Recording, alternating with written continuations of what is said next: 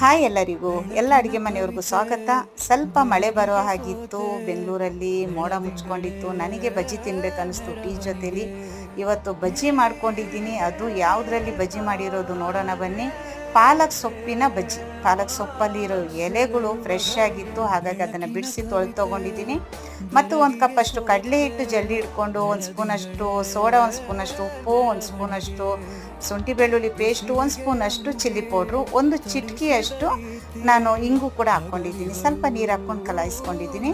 ಸ್ವಲ್ಪ ಹಿಟ್ಟು ಗಟ್ಟಿ ಕಲಾಯಿಸ್ಕೊಳ್ಳಿ. ನಾನು ಸ್ವಲ್ಪ ತೆಳು ಮಾಡ್ಕೊಂಡಿದ್ದೀನಿ, ಸಾಕು ಅಂತ ನೋಡಿ. ಈ ಥರ ಸ್ವಲ್ಪನೇ ನಾವು ಹಿಟ್ಟಲ್ಲಿ ಕಲಾಯಿಸಿ ಹಿಂಗೆ ಎತ್ತಿ ಎಣ್ಣೆ ಕಾಯಕ್ಕಿಟ್ಟಿದ್ದೆ, ಎತ್ತಿ ಎಣ್ಣೆಲಿ ಬಿಡೋದಷ್ಟೇ. ತುಂಬಾ ಈಸಿ, ತುಂಬ ಸುಲಭ, ಬೇಗನೆ ಆಯಿತು ಬಜ್ಜಿ.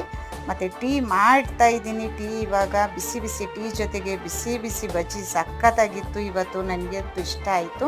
ನೀವು ಕೂಡ ಮಾಡಿ ತಿಂದು ನೋಡಿ, ಕಮೆಂಟ್ ಮೂಲಕ